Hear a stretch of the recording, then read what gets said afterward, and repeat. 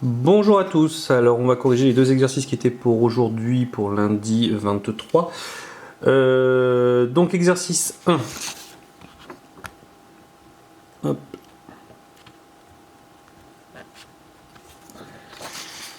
Alors, avant 1971, les Britanniques payaient avec la livre sterling qui se divisait en shillings et en pence. Un livre est égal 20 shillings et un shilling est égal 12 pence. On note donc le symbole livre pour les livres, S pour shilling et P pour pence.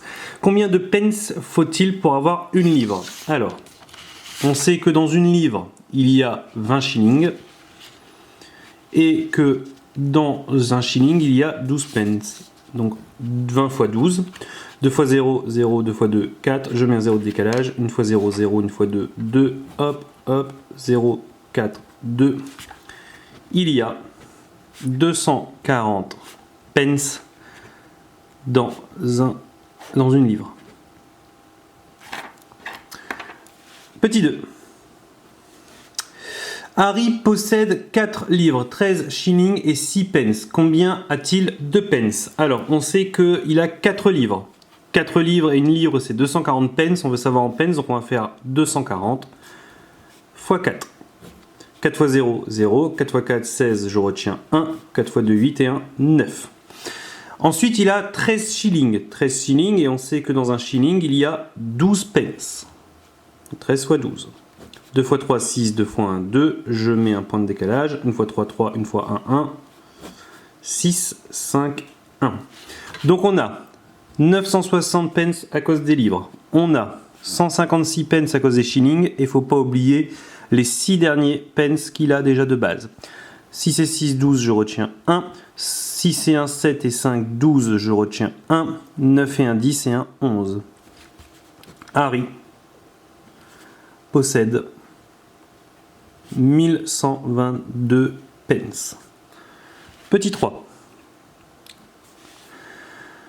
William possède dans sa tirelire 3,25 livres. Combien a-t-il de pence? On a vu tout en haut qu'il y avait 240 pence dans une livre, donc on fait 240 fois il a 3,25 livres. Le nombre de livres fois le nombre de pence dans une livre.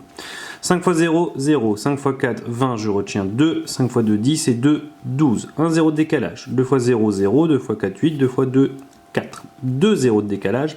3 fois 0, 0. 3 fois 4, 12, je retiens 1. 3 fois 2, 6 et 1, 7. On calcule le total. 0, 0, 0, je retiens 1. 4 et 2, 6, 7, 8 et 7. Et 1, 2 chiffres après virgule, 1, 2 chiffres après virgule. William possède 780 pence. Question... Alors, partie A, ça c'était. Partie B. Question 1 de la partie B. William, alors depuis 1971, les Britanniques paient avec une livre sterling qui se divise en pence. Une livre devient 100 pence. William a toujours dans sa tirelire 3,25 livres. Combien a-t-il de pence? C'est facile, c'est comme nous en France. 3,25 livres, ça fait tout simplement 325 pence, puisque une livre c'est 100 pence. Donc, William possède 325 pence. Et enfin, partie 2, c'est très simple, question 2. Pourquoi les Britanniques ont-ils changé de système monétaire selon toi? Bon, vous voyez les calculs qu'on a fait là. Arrivé là, c'est comme en France. En fait, les pence, ce sont les centimes d'euros et les livres et les euros. Donc forcément, les Britanniques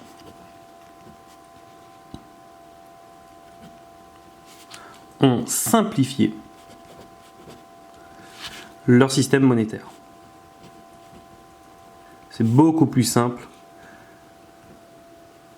à calculer en faisant comme ça. Très bien, on passe à l'exercice 2, une petite énigme.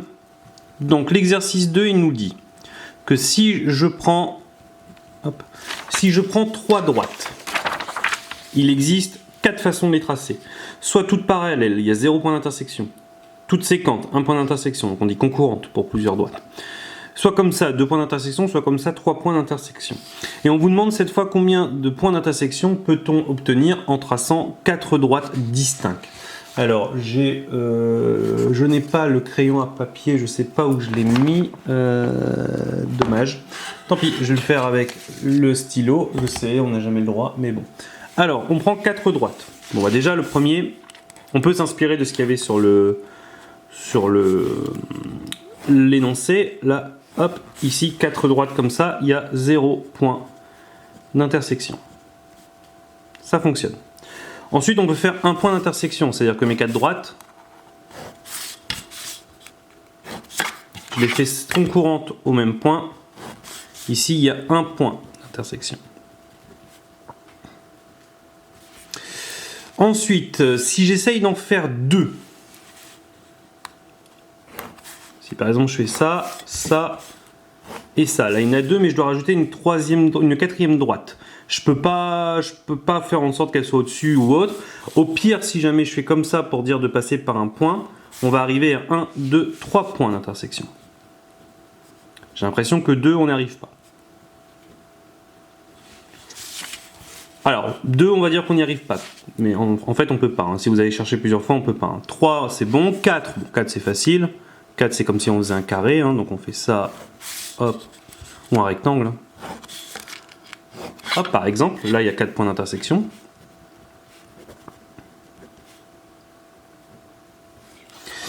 Alors, on va essayer 5. Alors pour faire 5 points d'intersection,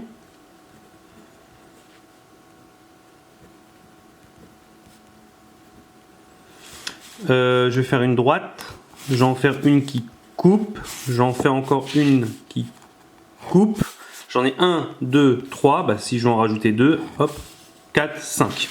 Donc là j'ai 5 points d'intersection, 1, 2, 3, 4, 5.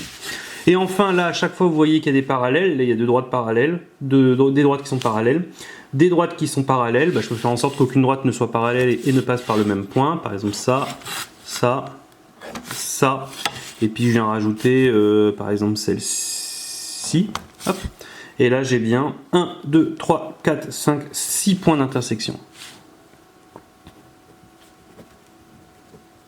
Et je peux pas faire mieux. Là j'ai fait en sorte qu'il n'y ait aucune droite. Il n'y a pas plus de 2 droites qui se croisent. Il n'y a pas 3 droites qui se croisent. Comme là j'avais fait 3 droites qui se croisent. J'ai pas de droite parallèle qui permettrait d'annuler des points d'intersection. Donc en gros il n'y a que ces solutions là. Donc on peut... Donc, je ne vous dis jamais de faire une phrase de conclusion. On peut obtenir 0, 1, 2 ou 3 points d'intersection. Voilà. Alors aujourd'hui, on va faire un truc un peu différent. Vous trouverez une autre vidéo dans le blog qui vous permettra que je vous explique un petit peu le cours, et je vous demanderai donc de recopier les 2 premières pages, de TNI, hein, ça fera pas 2 pages sur votre cahier, du cours sur les quadrilatères, histoire qu'on avance un petit peu dans les chapitres quand même. Voilà.